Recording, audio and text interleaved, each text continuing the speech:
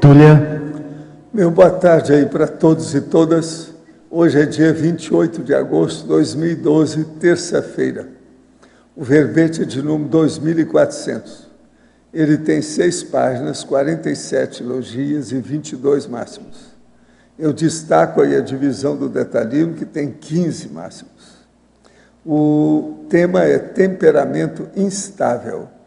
A especialidade é a autotemperamentologia. Quem redigiu o verbete com muita classe está com a biblioteca aqui para se defender, entende? É a professora e nossa psiquiatra Adriana. Ela é experiente, veterana. Definição: o temperamento instável é a condição psicopatológica de inconstância e mutabilidade do conjunto de características, reações, tendências, comportamento, índole, afetividade e humor relativa à manifestação consciencial notadamente encontrado nas consciências portadoras do transtorno afetivo bipolar, TAB. A volubilidade impedindo a ortopensenidade. A instabilidade pensênica facilitando a intrusão dos exopensenes. As inconstâncias pessoais sutis e caricaturadas. A mutabilidade patológica constante e quase imperceptível, independente das crises de humor. As oscilações do humor. As fases depressivas, hipomaníaca, maníaca e mista do transtorno bipolar. O humor enquanto estado duradouro e basal do afeto. A labilidade emocional. O temperamento instável nas consciências poliédricas, revelando as várias facetas conscienciais. Tem mais de 20 linhas aí a patologia. A autovivência do estado vibracional auxiliando o equilíbrio neuroquímico, os bloqueios dos chakras superiores, a relevância da sinalética energética e parapsíquica pessoal na diferenciação das companhias extrafísicas. O temperamento volúvel predispondo às cangas extrafísicas, as ações intrafísicas manipuladas extrafisicamente, as intrusões pensênicas não percebidas, a consciente temperamento volátil enquanto porta-voz de assediadores. Agora, na argumentologia, tem aí uma tabela com 11 cotejos na ordem alfabética, diferenciando exemplos de sinais e sintomas das fases de depressão e de mania e hipomania, possíveis de ser observados em conjunto com outras variáveis no transtorno bipolar. Quer dizer, é muito importante que o transtorno bipolar está na moda, é muita gente aí que tem. Agora, na questão da remissiologia, dos 15 verbetes, nós destacamos binômio psiquiatria, consciência terapia, consim multívola, linearidade da autopensionização, paraetiologia psicopatológica, raiz do temperamento. Agora, frase enfática. O enfrentamento da paraetiologia do temperamento instável, através da sustentação cosmoética das reciclagens intraconscienciais, faz-se imprescindível a consim na busca do complexo. Você, intermissivista ou não, já avaliou a estabilidade na manutenção dos propósitos, prioridades e reações pessoais? As mudanças ocorridas tinham objetivos claros e racionais? A bibliografia específica tem 3 fontes bibliográficas. Agora, a mega análise aí com João Paulo, são 20 itens. Inconstância, ciclo, monoideísmo, alteração, oscilação. Variabilidade, antirretilinearidade, mutabilidade, impulsividade e labilidade. Volatilidade, irritabilidade, personalidade, emocionalidade. autotemperamentologia, conscienciometrologia, neuroconscienciologia, parageneticologia, psicopatologia e perfilologia. Agora, o verbete aí do dicionário hoje é acomodaciologia. O argumento é dissexiológico. É só uma página e meia, é fácil aí de entender. Agora, nós temos aí no questionamento: professor, sou tenepsista há quase 2 anos e gostaria de ampliar minha tarefa de assistência criando uma OFIEX. Como devo agir para isso? O amparador me orientará no momento adequado? Moro em um apartamento com 2 dormitórios. O dormitório de hóspede seria destinado ao FIEX. Nesse caso, posso receber hóspede? Quais as restrições? Costumamos viajar. No caso da TENEPS, não há impedimento da tarefa fora da base física? Me disponibilizo onde estou. E quanto ao FIEX, posso me afastar circunstancialmente? Escuta, você está por fora do processo. O FIEX não é nada disso, não precisa de fazer quarto, nem arrumar nada, não. E outra coisa, quase sempre a pessoa só alcança o FIEX depois de 2 décadas de trabalho com a TENEPS. Ela é feita fora do corpo, é a pessoa projetada. Você vai ver isso, é muito difícil, não é fácil, não. Você está querendo arrumar um negócio como se fizesse uma clínica dentro de casa. Não tem nada disso, tira o cavalo da chuva, que não é por aí. Agora, quando você viajar, você olha com o seu amparador para ver como é que você faz, que você pode fazer em qualquer lugar, desde que seja restrito o local, na hora que você for fazer, tudo bem. Agora, não deixa de fazer, não. Daqui 18 anos a gente vai ver como é que está a sua FIEX. Ela está com 2 anos, né? Daqui 18 são 20, quase sempre a pessoa vai alcançar. E aí você já sai do corpo, tem lucidez, sabe tudo. Agora, para verbetógrafo. Fatologia, página 20, penúltima linha. Poderia falar mais sobre os apriorismos antievolutivos? Boa tarde a todos.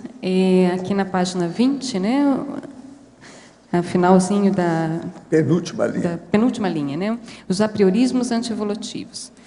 Tem interessante a gente começar a ver um pouquinho antes, que a gente vê ali na linha 20, os preconceitos retardando o tratamento e levando à manutenção da psicopatologia. Os apriorismos antievolutivos. Então, nós vemos que dentro do processo da bipolaridade ou do próprio temperamento instável, uma das questões que mais dificultam o processo do autotemperamento da pessoa e o autotratamento é a questão dela ter preconceito de assumir o diagnóstico e, a partir disso, procurar e tratar esse diagnóstico. Então, uma das questões que a gente vê são muitos mitos dentro do processo da psicopatologia. A pessoa, às vezes, ela considera aquela psicopatologia como se ela significasse aquela psicopatologia. E ela é mais do que isso. Então, a psicopatologia é uma parte dos problemas. Então, essa questão de ter ideias pré-concebidas e apriorismos que dificultam o processo da pessoa melhorar o temperamento dela e buscar o tratamento, isso é muito sério da gente estar falando aqui. Então, a questão dos preconceitos e as ideias erradas, as ideias antievolutivas que atrapalham a pessoa a procurar o processo dela da terapia. Em parafatologia, 5ª linha, quais as terapias possíveis para consciência de temperamento instável enquanto porta-voz de assediadores? Uma das questões mais sérias da pessoa começar a pensar no conteúdo do que ela passa de informação é justamente o processo do autoconhecimento dela. É muito mais fácil a pessoa perceber se ela tem alguma intrusão pensênica ou alguma ideia, algum pensamento que não seja dela, quando ela se conhece muito bem.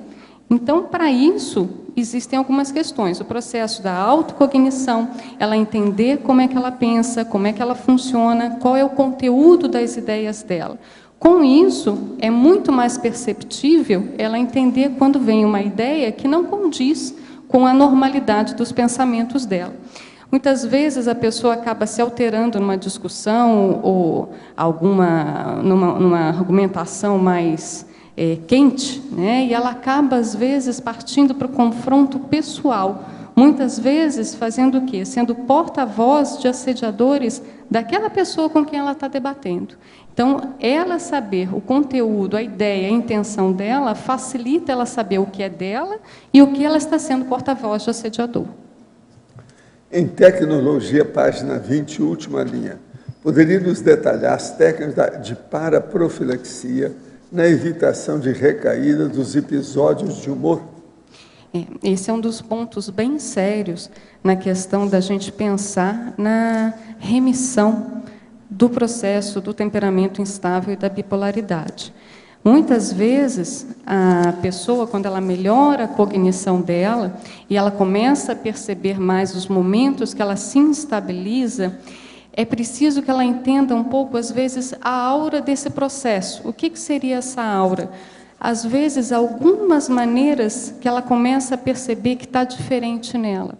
Por exemplo, ela às vezes tem um hábito de pensar positivamente sobre as coisas.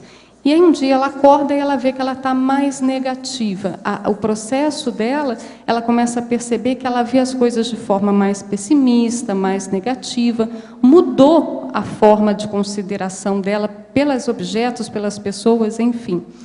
Isso ela começa a ter uma ideia que alguma coisa ali modificou. E ela começa a ser já profilático. Ou seja, ela não deixa aquela ideia pessimista, aquele negativismo, aquilo dar continuidade, aquilo perpetuar. Ela já corta o processo ali. Ela modifica a forma de pensar. Isso é possível. Isso é uma das técnicas que a gente vê do processo da pessoa abortar a crise. Quando ela começa a perceber quais são os primeiros sinais de que alguma coisa já está ficando diferente na forma dela se comportar. Em Fatologia, página 20, quarta linha, de baixo para cima. Poderia explicar a personalidade borderline? Ok. A gente começa aqui um pouquinho anteriormente, a gente fala da psicose maníaco-depressiva, o espectro bipolar e a personalidade borderline. Hoje em dia, não tem se falado tanto mais em transtorno afetivo bipolar, hoje em dia se fala mais no processo do espectro bipolar. Porque o transtorno afetivo bipolar, essa denominação, ela às vezes é um pouco errônea, no sentido que só tem 2 polos de aparição. Ou vai para a mania, ou vai para a depressão. E a gente vê que tem alguns casos que a instabilidade, ela chama muito mais atenção do que a pessoa apresentar, às vezes, um polo clássico de mania. Então, dentro desse espectro bipolar, que hoje em dia é o que se chama mais atenção, existe várias categorizações. E uma delas entra o processo da personalidade borderline, que seria dentro da possibilidade do espectro bipolar. Essa personalidade borderline, ela, na verdade, é um tipo de personalidade, é um tipo de transtorno da personalidade, e ela é uma personalidade que, muitas vezes, é tudo ou nada. Quando ela se frustra, ela tem muita dificuldade de lidar com essa frustração, ela acaba tendo processo de automutilações, ela se corta, ela faz ameaças de suicídio. A gente brinca na psiquiatria que a personalidade borderline, quando ela chega para você, ela já passou por 5 psiquiatras e 10 psicólogos. E cada um deles, ela tem assim pendurada a cabeça dos psiquiatras e dos psicólogos na parede da sala dela.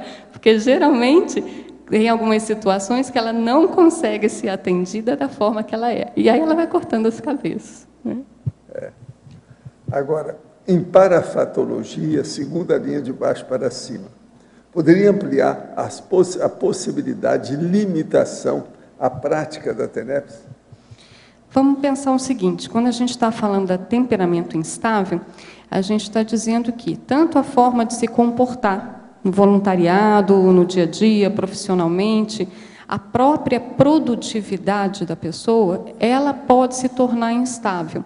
Então, veja, às vezes a pessoa está com 100% de energia para fazer aquela TENEPS. Ela está muito bem, está ótima, a TENEPS dela vai bombar. Agora, veja, outro dia ela já cai lá, fica mais deprê, mais melancólica, mais sem energia, cai em 5%.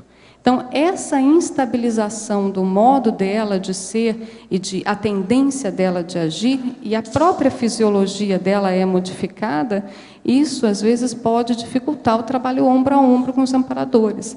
Por quê? Aquela constância, aquela persistência do processo do trabalho ombro a ombro, às vezes fica um pouco dificultado, justamente porque a pessoa tem dificuldade de se manter ali constante. Em tecnologia, quarta linha, poderia ampliar as técnicas de paraprofilaxia na evitação de recaída dos episódios de humor? É mais ou menos a mesma coisa ali. Foi repetido. Você falou, mas é outra pessoa. Eu não sei se Agora aqui. Responde ou não? De acordo com os estudos feitos pela verbetógrafa, quais os trafares que podem tornar uma personalidade instável? O que uma consciência ectoplasta e com temperamento estável pode suscitar? Essa é uma boa pergunta. Aqui no verbete, eu até coloquei aqui na parafatologia, na 11ª linha, final da 10ª linha e início da 11ª linha. O estudo dos traços intraconscienciais paragenéticos convergindo na presença do temperamento instável. E aqui no processo do verbete, a gente pode ver algumas questões que falam sobre isso. Na trinomiologia, nós temos ali, logo na primeira linha, o trinômio poder, prestígio, posição. O trinômio sexo, dinheiro, poder. O que a gente já pode pensar dessas características? Veja, obviamente, o temperamento instável é porque ele reflete uma série de características pessoais que a pessoa já vem trazendo no processo dela de psicossoma, mentalsoma, na bagagem paragenética dela, e isso, se ela não tomar cuidado, pode convergir num transtorno bipolar. Então, veja, alguns aspectos que a gente vê de característica, às vezes a questão de dificuldade para lidar melhor com o poder. A pessoa, às vezes, tem um processo de grandiosidade passada, e aí, nessa vida, o processo do poder é difícil para ela lidar bem cosmoeticamente. Então, você, às vezes, vê um processo de autocracia, de autoritarismo. Às vezes, a pessoa tem uma dificuldade de... Quando as coisas não acontecem como ela quer, ela reage muito mal. Então, isso entra muito nesse trinômio, poder, prestígio, posição, e sexo, dinheiro e poder. Obviamente, tem outras características, e que a gente pode até ver aqui no processo da binomiologia. Na penúltima linha, eu coloco ali o binômio, períodos de hipercriatividade e personalidade artística. O processo da arte, o emocionalismo do processo da arte, e isso é uma questão que, às vezes, está muito ligado ao processo da instabilidade do temperamento. A emoção, o gostar da emoção, o processo do artista em si. Isso eu não estou dizendo que todo artista, tá certo? Tem temperamento estável, vamos deixar claro. Mas o processo do emocionalismo e da arte, e isso pode ser um traço que pode convergir nessa instabilidade do temperamento. Isso aqui é a revista Veja, que está nas bancas dessa semana. Eu vou ler para vocês duas notas. A primeira é no Sobe e Desce, que está aqui, que é o panorama, a conversa com Luiz Corrara. Desce, Igreja Universal. A Justiça de São Paulo condenou a igreja a pagar R$10.000 de indenização a um fiel agredido durante um ataque epilético por pastores que diziam que ele estava possuído pelo demônio. Isso é que precisa de psiquiatra, hein? Esses aí estão precisando. Valdo, lembra muito aquele filme que vale a pena ver, que é O Exorcismo de Emily Rose, né? Que é bem interessante, que é o processo da possessão e epilepsia. Agora, os evangélicos estão tudo pirados. Agora aqui, veja essa. Aqui é o Zubi Mehta, que é aquele maestro indiano que foi à apresentação no Brasil com a orquestra Del Maggio Musicale Fiorentino. O caso é o seguinte, ele falou o seguinte: sei que a Venezuela é um país amigo do Brasil, mas não sinto vontade de ir lá. Não se trata de uma questão de direita e esquerda, é que sou contra ditaduras. Liquidou, né? Esse aí foi o máximo. Agora, gente, eu queria dizer a vocês que aqui está, apresento vocês, Maimônides, ou Maimônides, como eles gostam de chamar, que é o grande filósofo da filosofia medieval da Espanha e é considerado uma das maiores cabeças do pan-judaísmo. Outro nome que ele tem é Rambam. Rambam. Não é Rambo e nem Bambambam. Não, é Rambam. Tá certo? É o nome dele. Ele é muito falado e tem também o processo dele sobre os 13 princípios do judaísmo. Ele publicou. Agora, aqui do lado é a Helen Adams Keller, que é fora de série, que ela ficou cega e surda muito novinha, devido à escarlatina. E depois ela se graduou até e foi bacharel em filosofia, para vocês terem uma ideia. No Brasil, ela recebeu a Ordem do Cruzeiro do Sul. Entende? Agora, dos muitos livros que ela tem uns 9 livros mais sérios. Um deles chama Lutando contra as Trevas, que ela não enxergava nada. Agora, é um caso para a pessoa ver. Ela é um exemplo muito sério de personalidade forte. E uma coisa séria, uma mulher, né? De modo que vale a pena a gente ver. É um negócio sério isso aí, nós estudarmos. Afinal de contas, hoje é temperamento instável. Está de acordo para ver, né? Como é que ela era estável. Agora aqui, como identificar quando o temperamento estável é decorrente da labilidade parapsíquica ou da bipolaridade? Dá para você. É uma ótima pergunta também, né? É, bem em cima. A gente até colocou aqui no sinergismo patológico, né? Na sinergismologia, página 20, tem o sinergismo patológico, temperamento instável e labilidade parapsíquica. Aí a gente volta um pouquinho naquele processo do autoconhecimento. É interessante que ontem eu estava até conversando com um amigo, ele é consciência terapeuta também, e aí ele estava conversando comigo assim, pois é, Adriana, hoje eu estava um pouco mais triste, eu achei que eu estava deprimido. Aí o que eu fiz? Fiz um estado vibracional, deixei de ficar deprimido. Eu falei assim, não era nada seu, né? Então, assim, falamos assim de uma forma brincadeira, porque, assim, obviamente, o que tinha acontecido ali? Ele tinha escado, estava com uma consciência, e ali ele fez o processo de estado vibracional, ele sabia por que ele fez o estado vibracional também. Não só porque deveria fazer, mas ele se questionou porque aquele não é um padrão dele. Então, vamos lá, então vamos ver o que é que está acontecendo. Não é um padrão eu ficar deprimido, não é um padrão eu ter uma tristeza assim. Ele observou, fez o estado vibracional, viu que ele de fato estava escado, né? Então, isso, obviamente, ali ficou claro o processo da labilidade parapsíquica. Você veja também, às vezes você entra num determinado ambiente, você assimila, às vezes, com as energias patológicas daquele ambiente, você, trabalhando o seu processo com as energias, aquilo ali não acontecendo mais, você não tendo mais aquelas sensações, obviamente o processo não é seu, é da labilidade parapsíquica. Mas não quer dizer que a pessoa não possa ter um temperamento bipolar e também ter uma labilidade parapsíquica, que muitas vezes o próprio temperamento bipolar pode potencializar o processo da labilidade parapsíquica. Professor, a TARES é somente quando o assunto é conscienciologia? Pode comentar? Não, está por fora. TARES significa tarefa do esclarecimento. É todo tipo de esclarecimento em qualquer linha de conhecimento. Agora, quem bate mais por isso, devido ao processo de discernimento, somos nós mesmos, que é para mexer dentro da história. Mas não é só a conscienciologia, é qualquer linha de cognição e de pesquisa. Professor, minha família tem o processo da bebida muito intenso. Tive uma discussão com meu pai a respeito disso e ele ficou agressivo. Tento trabalhar com as energias quando estou próxima, embora perceba que minhas energias congelam. Nessa situação, o mais sensato para assistência é continuar morando com ele ou deixá-lo morando sozinho. Não, se você puder, insista com ele, faz uma forcinha. Agora, uma coisa boa é internar o papai, conversa com ele sobre isso, vê se ele topa. Em questionologia, a verbetógrafa pergunta sobre objetivos claros e racionais.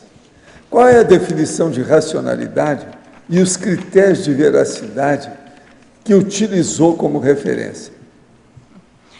Veja, uma das questões sérias da gente pensar nas nossas mudanças e o que a gente modifica de ações, de comportamentos ou até de planejamentos, é se isso, de fato, tem uma relação que seja interessante do ponto de vista evolutivo. Isso é interessante do ponto de vista evolutivo, isso foi feito com autodiscernimento, eu, de fato, ponderei o que é o melhor e o que é pior naquele momento, eu estava com o meu juízo crítico preservado para eu fazer a melhor ponderação. Se aquele fato que tem acontecido e que eu revejo, né, o ocorrido, isso modifica os meus planejamentos, isso de fato condiz com o melhor, ou eu estou fazendo isso pelo meu processo emocional, ou eu estou fazendo isso por algum capricho meu. Então, esse é um ponto muito sério da gente se questionar. Quando eu coloquei aqui, na primeira questão, né, você, intermissivista ou não, já avaliou a estabilidade na manutenção dos propósitos, prioridades e reações pessoais? É óbvio que na nossa vida a gente já fez modificações de propósitos, prioridades e reações. Por quê? Muitas vezes a gente atualiza nossos valores, nós atualizamos nossos princípios, mas isso tem que ter uma base racional, tem que ter um porquê evolutivo, tem que ter um porquê cosmoético. Então, daí a segunda pergunta. As mudanças ocorridas tinham objetivos claros e racionais? Ou elas foram instintivas, emocionais, caprichosas? Então, isso é um ponto para a gente ver.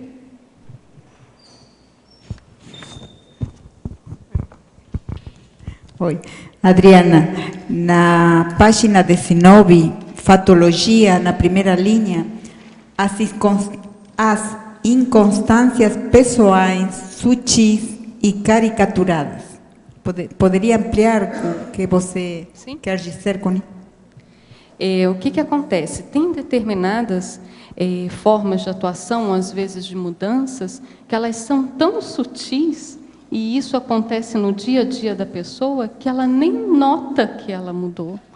E, por outro lado, tem aquelas bem caricaturadas, né? A pessoa que estava toda recatada, a roupa bem recatada num dia, e depois, no outro dia, vai lá toda maquiada, aquele batom vermelho, toda decotada, ou seja, fala com todo mundo, não para de falar, fica super logorreica, prestando atenção em tudo. Essa daí, você não precisa ser médico, psicólogo, para você ver que tem uma alteração. Está bem caricaturado, né?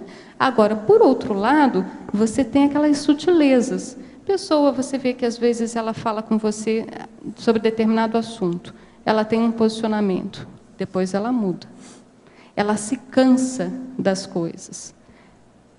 Ela começa, às vezes, a estudar determinado assunto. Aquilo fica super interessante para ela. Um tempo depois você encontra com ela, 6 meses depois, mas e aí, fulana, como é que você está? E aquela pesquisa que você estava fazendo? Ah, não, encontrei uma coisa muito melhor. Às vezes não é porque é muito melhor, é porque ela se cansa. Então, essas sutilezas dessa inconstância, aquilo ali deixa de ser saciável para ela. Ela não se sacia com aquilo, ela está sempre em busca de novidades. Então, esse é um tipo, às vezes, de sutileza para se perceber a mudança no temperamento instável. Clareou? Sim, clareou muito. Na quarta linha, você coloca humor enquanto estado mais duradouro e basal do afeto. Isso daí é uma questão da psiquiatria. A psicopatologia usa muito isso, né? Que a forma mais duradoura e basal de apresentação do afeto é você observar o humor de uma pessoa. Isso é interessante da gente pensar, aí vamos trazer aqui para o temperamento instável, né? Que a gente vê que tem as oscilações de humor, mas às vezes não tão clássicas. Mas aí você questiona a pessoa, e como é que você é nas suas relações afetivas? É quando você vai ver, ela rompe muitas amizades, uma pessoa que ela gostava muito, fez alguma coisa que ela não gostou, aquilo ali acabou para ela. Ela nunca mais volta a falar com a pessoa.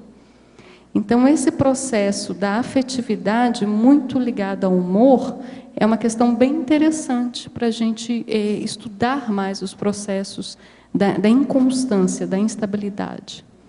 Você vê, às vezes a pessoa ama alguém, em determinado momento aconteceu alguma coisa, nunca mais ela fala com essa pessoa. Aí você vai ver, às vezes, ela tem vários cortes nas relações afetivas dela. Ela muda muito de namorado, muda muito de parceira.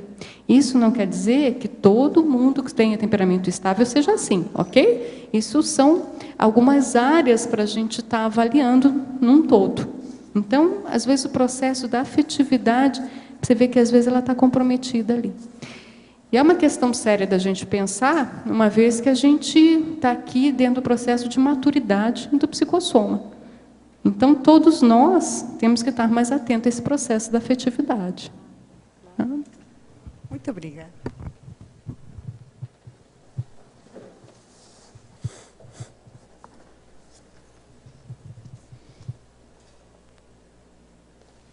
Adriana, na exemplologia, você coloca ali o primeiro exemplo, temperamento instável leve. Se tem uma ideia assim de percentual na população em geral que tem esse transtorno leve, que não chegue até o profissional da saúde, enfim? Veja, é uma questão interessante para a gente pensar. Eu estava até comentando, né, que antigamente ficava o processo da bipolaridade ligado aos dois polos. Ou a pessoa apresentava a mania, ou ela apresentava a depressão. Ou ela apresentava a hipomania, ou ela apresentava a depressão, ou depressões mais leves. Ou então aquela denominação anterior, que era da psicose maníaco-depressiva. E hoje em dia, no processo diagnóstico, muitas vezes a pessoa chega para você e ela só apresentou depressão. Você vai, investiga, e você vê que ela só até o momento ela teve episódios depressivos claros. Aí você pergunta sobre a vida dela, da questão de constância, e você vai vendo que ela tem uma inconstância incrível. Mudanças de domicílio, mudança profissional, mudança de emprego. Se pudesse, ela mudava até de pai e mãe. Se ela pudesse, mas ela não pode. Então, veja, às vezes ela até arranja pais e mães postiços porque brigou com os pais e mães biológicos, né? Então, essa questão dessa constância e manutenção é uma das coisas muito sérias que a gente mais vê hoje. Mas esses casos que têm o processo da inconstância, apenas sem dar alguma alteração do humor, que aí eu já classifiquei ali como moderado, no exemplologia, são mais difíceis de chegar para a gente. Mas a gente vê no dia a dia o processo da inconstância. Uma das questões que me motivou a fazer esse verbete do temperamento instável é até para nós mesmos, no processo enquanto grupo, o que chama a atenção, às vezes, as instabilidades no voluntariado. As inconstâncias nas relações próprias nossas aqui da Cognópolis. A questão da instabilidade, que às vezes é do temperamento da pessoa, ela não percebe e isso vai dar problema na PROEX dela. Então, esses casos, às vezes, que a pessoa não apresentou um episódio depressivo mais sério, ou então um episódio de hipomania e mania, é mais difícil chegar para a gente no ponto de vista da medicina, né? Mas a gente vê no dia a dia. O que me chamou a atenção foi mais essa questão mesmo do voluntariado e do tema de pesquisa. Tu coloca lá na patologia a questão da GESCOM, né? Não lembro exatamente aonde. Mas, se for ver, então, é maior do que a gente imagina, né? Esse grau leve que não chega até vocês, né? Até os profissionais. Não, às vezes não chega. E quando a pessoa ela não está incomodada com alguma alteração que ela tenha patológica ou parapatológica, isso é mais difícil de tratar. Ela consegue conviver ainda na sociedade sem ter um grande... Às vezes ela convive mal, acha que o problema é sempre dos outros e não dela. As pessoas que são difíceis, as pessoas que não a entendem, que não a compreendem, as pessoas que são um problema. Ela não. Ela já brigou com 10, tá certo? Mas os 10 é que tinham um problema, ela não. Então, assim, o processo da autocrítica aí fica muito dificultoso. E aí esses casos que às vezes a pessoa não ainda bateu lá e se incomodou com o problema dela, fica mais difícil chegar para a gente. Que a depressão é muito ruim de se sentir, então a pessoa chega logo. Agora, às vezes também tem gente que tem aquela depressão leve, da distimia, demora anos para achar que, se dá conta que aquilo é um problema. Já teve casos assim que eu atendi que a pessoa estava há 40 anos, ela tinha uma distimia há 40 anos, ela vivia mal há 40 anos, e ela não sabia que aquilo era anormal. Ela se acomoda com a patologia, né? Ela às vezes acha que aquilo é normal. Sabe aquele processo? Não, você veio aqui para sofrer mesmo e tem que ser assim e tal, é porque quer que seja assim? O problema é isso.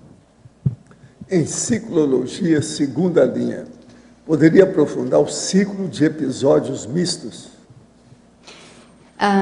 Com relação aí, a gente falando da bipolaridade, a gente tem algumas categorias de episódios. A gente tem o episódio de mania, o episódio de hipomania, a depressão e os episódios mistos. Os episódios mistos, eles são aqueles episódios que você tem tanto alguns sintomas relacionados à depressão, quanto alguns sintomas relacionados à hipomania ou à mania. Posso dar um exemplo aqui. Às vezes a pessoa que ela está mais entristecida, se sentindo mais deprimida, mais cansada, mais apática, mas o pensamento não para o tempo todo, fica super acelerado na cabeça dela. Ela tem até dificuldade para dormir. Isso é uma questão de um estado misto, por exemplo. Então, o ciclo, justamente a questão da bipolaridade, é que você tem um ciclo. Você tem um episódio, você melhora daquele episódio, um tempo depois você acaba voltando a ter aquele episódio. Tem algumas pessoas que têm uma tendência a ter mais episódios mistos. Então, esses episódios, eles ficam cíclicos. Em trinomiologia, quarta linha, favor comentar o trinômio semiótico, vestimenta, maquilagem, cor de esmalte, a ser observado na apresentação feminina. Esse trinômio que a gente vê do ponto de vista de semiologia, que você vê o que seria semiologia? Você avaliar o gestual, a forma como a pessoa se apresenta, o ponto de vista somático daquela pessoa. Muitas vezes você nem toca nela, você só de observar, você já vê que ele tem um problema. Com relação às mulheres, chama atenção às vezes esse processo da roupa que ela veste, o tipo de carregamento que ela põe na maquiagem e a cor do esmalte. Vou dar um exemplo. Às vezes, uma pessoa, um quadro de hipomania ou mania, você vai ver que ela vai usar, uma mulher, vai usar roupas mais decotadas, salientando mais o para-choque na frente, né? Se puder, salienta também, mostra mais o para-choque traseiro, né? Põe uma calça jeans bem apertada, os para-choques, né? O airbag. Então, e aí faz questão de botar, realçar bem o airbag, e hoje em dia tem várias formas para isso, né? O problema é quando resolve colocar o silicone na mania, aí danou. Agora tem as unhas também, né? Então a maquiagem fica mais realçada, põe bastante hoje estão sombra. com bichinho nas unhas, etc. O comum, às vezes, são aquelas cores mais, o vermelho, né, o vinho. Bem agressivo. Bem nas mãos e pés, né? Agora, isso mão de vampira. Mão de vampira. Mas não quer dizer que todo mundo que vai usar o esmalte vermelho, deixar claro isso, esteja numa fase de hipomania ou mania, ok? Qual a origem do transtorno de borderline? Isso se deve à genética ou há problemas na infância? Olha, o processo do transtorno da personalidade, ele tem muito mais relação com o processo da paragenética. A gente está falando aí da personalidade, a gente está falando aí da questão da intraconsciencialidade. Se a gente for pensar apenas do que a visão da psiquiatria, a visão da psiquiatria ela é sempre biopsicossocial. O que seria? Bio, um processo da genética, psicológico, social, a parte dos causadores externos, fatores externos do ambiente em que ela convive. Agora, veja, a gente aqui está falando no processo dentro da conscienciologia. Então, tem muito mais uma relação causal com o processo de paragenética, a personalidade, os mecanismos intraconscienciais da própria pessoa. A verbetógrafa. Tenho muita dificuldade em ter disciplina e criar uma rotina diária. Sou meio tudo ou nada. Porém, nunca fui diagnosticada com transtorno bipolar e não tenho grandes flutuações de humor. que poderia estar por trás dessa dificuldade em criar uma rotina, de fazer coisas repetidamente, diariamente? E seria importante e interessante, né, você se questionar, às vezes, o que faz com que você tenha essa dificuldade para sustentar e ter a manutenção de uma rotina. Vou colocar, assim, às vezes, alguns exemplos aqui. A pessoa resolve mudar de rotina e, naquele momento que ela começa a ter a aplicação das novas mudanças, ela não tem experiência com aquilo. Então, é mais difícil sustentar, isso demora um pouco mais, isso ela tem que fazer um esforço maior para sustentar alguma coisa que vai ser nova. Uma outra questão, às vezes a pessoa é muito desorganizada, tem uma desorganização que é mais difícil ela manter uma rotina e os hábitos dela.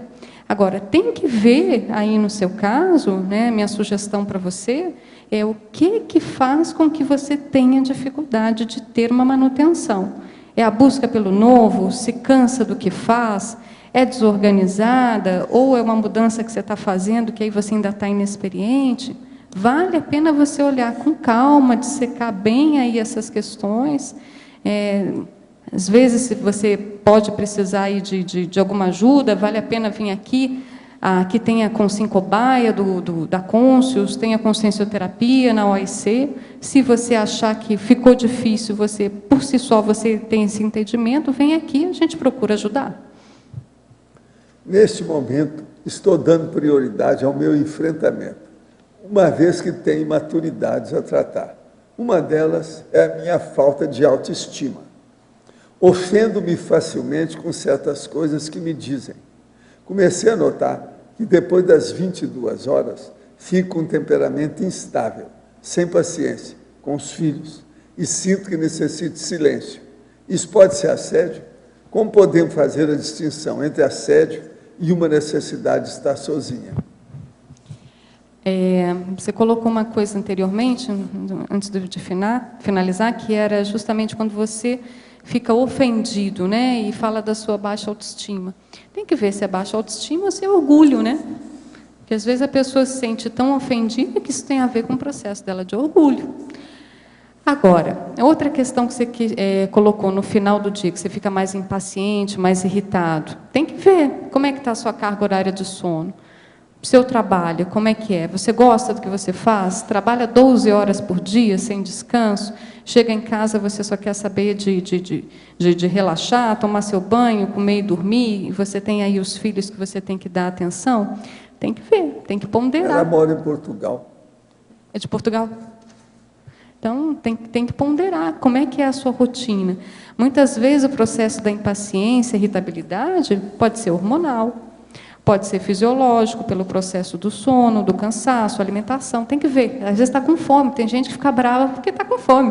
Às vezes, 10 horas da noite, não jantou, está morrendo de fome. Tem que ver. Faz uma investigação pessoal para ver direitinho se é processo somático ou é processo emocional. Aí você começa a pensar também se é assédio externo ou é autoassédio. Adriana, aqui na página 20... Não sei se já foi comentado na parafatologia, na 6ª linha de baixo para cima, no finalzinho, você pode ampliar essa ideia da pesquisa da holobiografia a partir das tendências intraconscienciais observadas no temperamento forte patológico, por favor? Então, seguindo ali, o próximo também tem um pouco de relação com isso, tá, Pedro? Que é o estudo dos traços intraconscienciais paragenéticos convergindo na presença do temperamento instável, né? A gente está falando da holobiografia e falando aí dos traços da paragenética também. O que a gente vê às vezes? Às vezes a pessoa ela é muito orgulhosa. Então, em determinado momento acontece alguma coisa que ela se sente ferida no processo do orgulho dela. Então, aquilo ali é tão sério para ela, o que ela pensa? Não tem saída. Então, o negócio é o autocídio, não tem solução, não tem fim, é isso mesmo. Então, da gente questionar, como é que fica isso dentro do processo dela de holobiografia? Essa forma dela funcionar, aonde que está a raiz disso? É algum trauma passado? Há quanto tempo ela vem agindo dessa forma? Por outro lado, a gente vê, às vezes, dentro de um processo de autocracia. Tem muita gente, às vezes, dentro do processo da megalomania, do processo da bipolaridade também, que tem uma autocracia violenta. Mas você vai ver dentro do processo de holobiografia dela. Quanto não mandou? Em quantas pessoas? Em galinha? Em cachorro? Como é que é esse processo da holobiografia dela? Né? Então, é um ponto aí da gente pensar. O temperamento instável, assim como qualquer forma de temperamento, ele não vem do nada, né? Então, tem todo um processo aí de, às vezes, paragenética, própria holobiografia, o que a pessoa fez. Né? É muito difícil considerar só o fator genético, né? Quando tem um processo desse, em geral, tem uma raiz paragenética por trás, né? A gente parte desse princípio, né? Porque a gente está falando de temperamento, né? Aqui no Polinomiologia, não sei se você chegou a ver. Eu vi um dos últimos aí que você colocou. O último polinômio? É, eu vi um grande, né? Tá grandão aí. Tá grandão, mega polinômio, né? Eu entendo... Oi? Multipolinômio. Eu entendo que... No meu entendimento, esse polinômio acaba sendo assim, uma das coisas bem sérias para a gente pensar na etiologia ou na paretiologia dos transtornos de uma forma geral, e aqui falando da bipolaridade, que entra o quê? É só para a gente ver o polinômio inteiro. É holobiografia, paragenética, temperamento, parafisiopatologia, gestação, genética, micro-organismos patogênicos, imunidade e fisiopatologia. Então, vai desde a questão holobiográfica, influindo na paragenética, no temperamento, o que esse temperamento mexe do ponto de vista de interação holossomática, de como é que vai alterar o processo de psicossoma, o que isso mexe na parafisiopatologia do psicossoma. Daí a gente passando aí vamos para a parte intrafísica, a gestação, que a gente sabe que pode ter problemas na gestação, a genética. É muito comum, às vezes, a bipolaridade ou o transtorno do humor em mais de uma pessoa da família. Mas, é interessante, na psiquiatria não existe nada 100% de patologia psiquiátrica em gêmeos monozigóticos. Então, como é que é? Você tem uma genética igual, mas um às vezes é bipolar, o outro não é. Então, obviamente, tem a questão toda da raiz holobiográfica e paragenética. E aí que é interessante, que hoje em dia estamos falando mais a respeito dos micro-organismos. Por exemplo, toxoplasma gondii, vírus da herpes, dentro do processo da gestação e de infância. Que isso modifica o quê? Os processos de desenvolvimento cerebral. Aí entra a questão da imunidade. Que não é nem às vezes tanto vírus, mas é a questão da imunidade afetando o desenvolvimento cerebral e podendo dar patologia psiquiátrica. E aí, chegando ao fim, a fisiopatologia. Então, é uma série de questões para a gente pensar em causas, às vezes são causas concomitantes, mas que a gente não deve descartar. Né? Legal. Tem mais uma dúvida aqui, na teoriologia. Aprofunda essa ideia da teoria do Pensene tornada prática, por favor. Isso é bem interessante. A gente pensar que o Pensene ele é indissociável, né? Então, o pensamento vai ter ali interação com o sentimento, a emoção da pessoa, e aquilo ali vai refletir na energia dela.